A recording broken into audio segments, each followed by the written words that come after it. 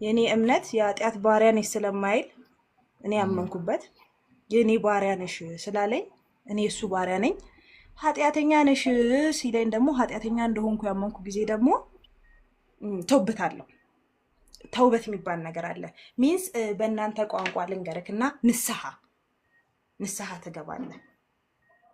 ቆመህ ቀርተህ ነው ወላ? አረ እየሰማሁሽ ነው። እኔ እኮ ከማቋርጥሽ ብዬ ነው። አዎ። እና የኛ አላህ የኔ አላህ የተብቃቃ ነው። በቃ የተብቃቃ ማለት ነው። አልወለደም አልተወለደም። በቃ የተብቃቃ ጌታ ነው። አይወልድምም አይወለድም። እኔ ደግሞ አሁን አንተ ባርነት ላልከው በጣም ነው ባርነት የምወደው። በባይዛዊያችን ላይ አስበዋል። ከእስልምና ውጭ ሌላ እምነት ውስጥ ኖሬ ቢሆን ኖሮ በባይዛዊያችን ላይ እዚህ ጋር ሳርም በጣም በእንትን ነው የምናገረው ይሄንና በኩራት እናትና አባቴ የሌላ እምነት ተከታይ ነበሩ እና ልሃለው ሲሉ አንድ ልጅ ወለዱ። ታሪኩን ልንገረው። ከዛም በኋላ ወለዱ አንድ ልጅ። ያ ልጅ ሞተ። ቢሉ ልጅ ወፍ። ከዛ እናቴ ሄዳ ተሳለች። በቃ ያ ረብ ልጅ ከሰጠኸኝ እሰልማለሁ አለች ማለት ነው። የኔ አላስ አያሳፍርም ብዬ ከለ እኔን የመሰለች ለቤታችን ንግስት የሆንኩ ልጅ ተሰጣት ማለት ነው። በምን ቀን ተወለድኩኝ? በማርያም በአመቷ። አባቴ ፕሮቴስታንት ነበር፣ እናቴ ኦርቶዶክስ ነበረች እና ከዛም በኋላ አንድ አበባ ስጡኝ ጋይስ። ከዛም በኋላ የተወለድሽው ልጅ እኔን የመሰለች ንግስት ወለዱ። ንግስት እውነት ንግስት። ከዛ እኛ የአባቴ የእናቴ ዘመዶች ይኸው ማርያም ሰጠችሽ አሏት ማለት ነው። በማርያም ቀን ስለተወለድኩ እኔ አላህ ነው የሰጠኝ፣ አቋሜን አልቀይርም አለቻቸው ማለት ነው። አላህ ባሪያ ሆኜ ባርነቱን ወድጄ በባርነት ውስጥ መኖር ሰው ነኝ። እኔም ጌትነቱን ወድጄው ማለት ነው። ጌትነቱን ተቀብያለሁ።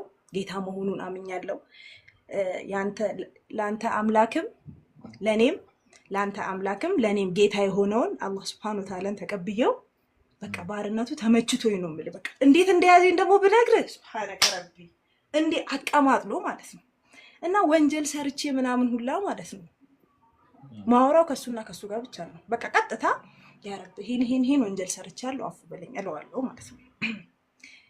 ከልቤ ስጸጸት እሱ ይምረኛል በሚገርም ሁኔታ። ደግሞ ማርታው እንዲህ ዝም ብሎ ማርታ እንዳይመስልህ ከስጦታ ጋር ነው የሚምረኝ። እሱ ጋር ሐሳብ ያለኝ ማለት ነው። እሺ ሐሳብ ያለኝ አሁን ለምሳሌ አላህ ቅዱስ ነው ብለሽ ታምኛለሽ አይደል? ነውር የሌለበት አምላክ ነው። ነውር የሌለበት አምላክ ኦኬ።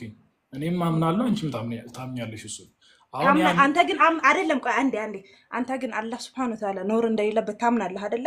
አምናለሁ። በቃ እሱ አሁን እሱ ነው በቃ የሚያስማማል። በቃ እነሱ ከተስማማል እኮል ለልንገርሽ ሐሳቡን ልጨርስልሽ። የማን ልጅ ሁኜ ነበር ቅድም ያልከኝ? የማን ልጅ ሁኜ ነበር? አይደለም። አሁን ጥያቄክን በጥያቄ ልመልስና የማን ልጅ ነበር ቅድም ሁኜ ያልከኝ? የእግዚአብሔር ልጅ ያላህ ልጅ ይቅር የለውም። አይደለም አላህ ብላ አትሂድ። የማን ልጅ ሁኜ ነበር? የክርስቶስ ልጅ አይደለ? ክርስቶስ ደግሞ በክርስቶስ ኢየሱስ እግዚአብሔር ልጅ ሁኜ ነው ያልኩሽ እኮ ነው ባነሳሽው ሐሳብ። አሁን አላህ ቅዱስ ነው ብለሽ የምታምኚ ከሆነ እኔም ደግሞ ተቀበልኩሽ። እሺ ቅዱስ ነው ብዬ ያ ቅዱስ የሆነው አምላክ ከሱ ጋር እንዴት ነው ኃጢአተኛ ሊወርስ የሚችለው? ማለት እኔ አሁን ይሄ አይገባኝም እና በግልጽ ማለት ሐሳቤ ልንገርሽ። እሺ አንቺ ኃጢአተኛ ነሽ። ለምሳሌ አላህ ቅዱስ ነው። መጽሐፍ ቅዱስ ላይ በእኛ ልንገርሽ ለምሳሌ መጽሐፍ ቅዱስ አታውራ። አሁን እኔ ስለ ቁርአን አውርቻለሁ። አይደለም አሁን በሚገባኝ በዓለማዊ ቋንቋ አስረዳኝ። እኔ ስለ ቁርአን አላወራሁማ፣ ስለ እንትን ነው እኮ። አዎ በእኛ የሚለው እንደዚህ ነው። በእናንተ ምንድነው ነው ሐሳቤ? መውረስ ምንድነው ሀቢቢያና? ስለ መውረስ እኮ አላወራሁም ፍቅሬ፣ ስለ መውረስ እኮ አላወራሁም። የኔ ሐሳብ አስጀምሪያትና እንቀጥላለን። ቴንክ ዩ ጋይስ።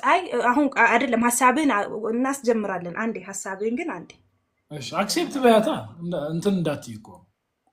እሺ ቀጥል። ቴንክ ዩ ሶ ማች።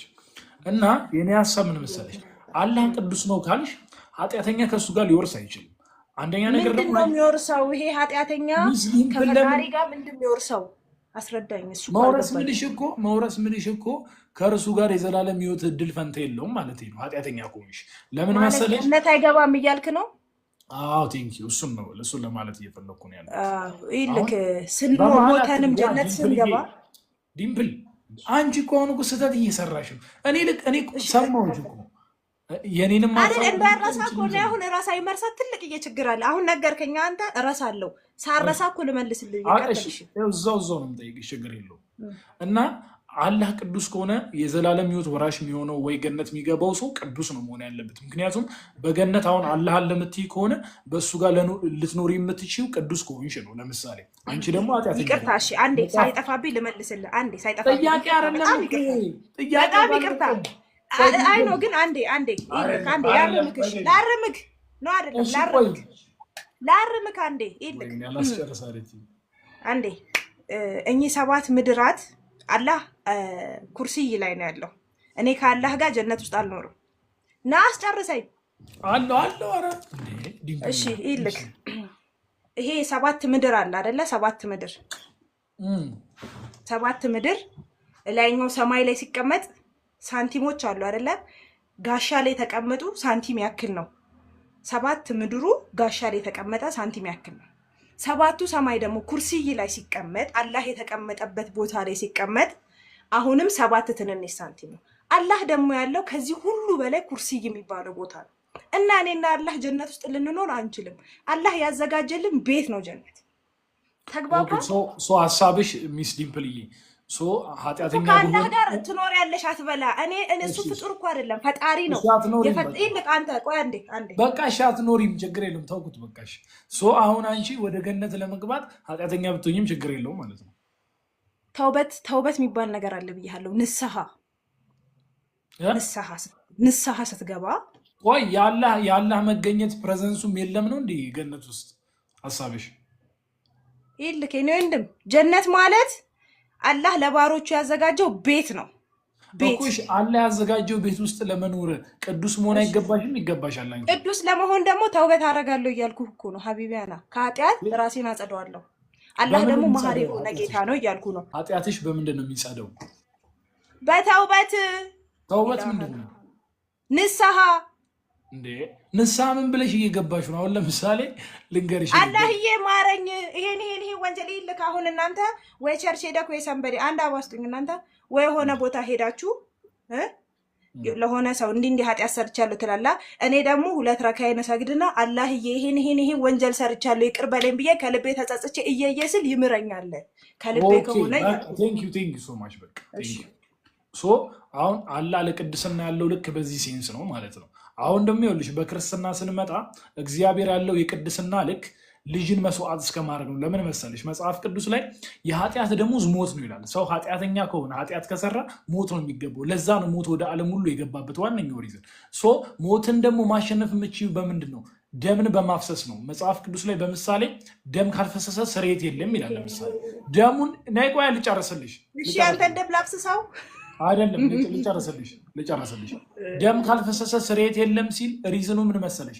ደም ውስጥ ካለው ህይወት አንጻር ማለት ነው። ምክንያቱም አንድ ሰው ኃጢአተኛ ከሆነ ለዛ ኃጢአቱ ክፍያው ሞት ነው። ካልሞት በምንም አይነት ወይ ኃጢአቱ ሊሻር አይችልም። አሁን አንቺ እያልሽኝ ያለሽው ቁጭ ብለሽ አላህ ይቅር በለኝ ምናምን ስትይ ኃጢአትሽን እጥብ፣ ከዛ አሁንም ኃጢአት ትሰሪያለሽ፣ ከዛ አሁንም አይገርምም? ግን እኔ ጌታ የሚገርመው እኮ ይሄ ነው እንግዲህ ይታየክ። በቃ ልቅን ነው የምታየው እዚህ ጋር ነው። አየካ ቸርነቱን ለጋስነቱ የምታየው እዚህ ጋር ነው። በቃ ወንጀል ሰርተህ ምናምን ከልብ ስትጸጸት እምርሃለሁ ባሪያዬ፣ ከልብ ከሆነ እኔ ላይ ካላሻረክ እምርሃለሁ ያለ ጌታ ነው።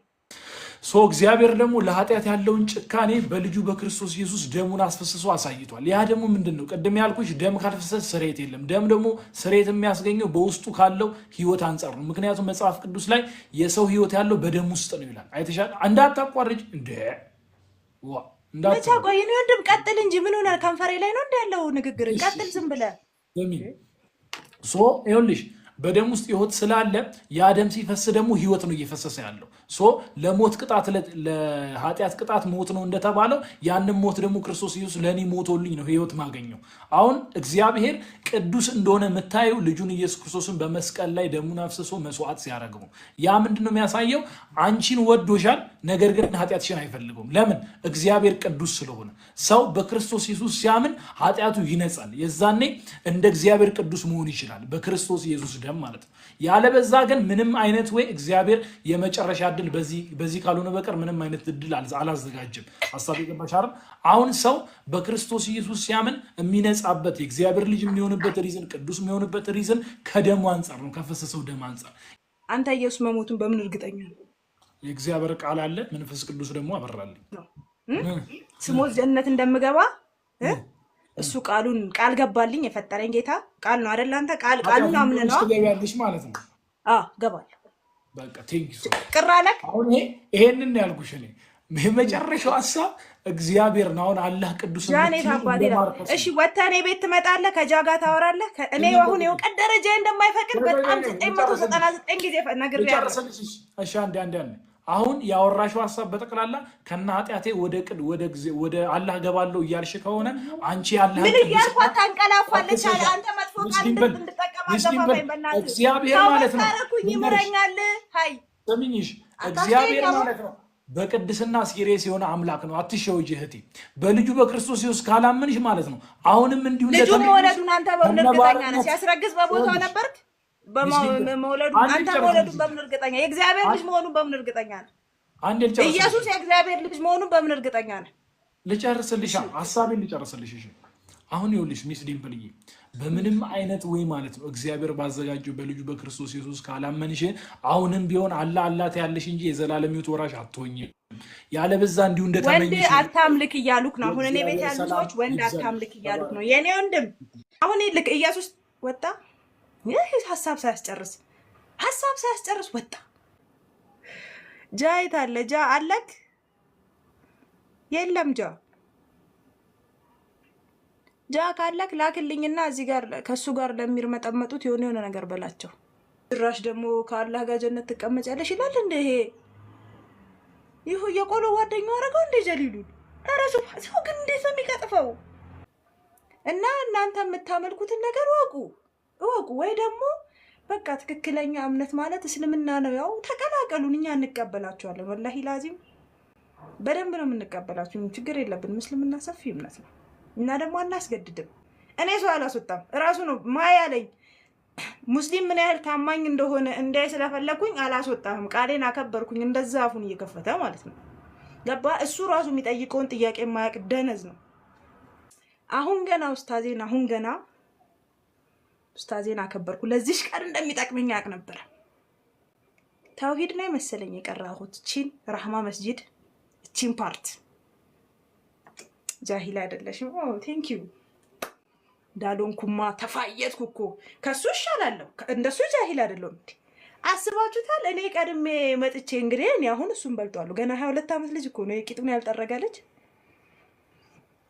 ኢየሱስ ሲሰቀላቸዋለሁ። እንዴት ይመጣዋልሽ? አይደለም ይመጣዋል። እናንተ አምናችሁበታል።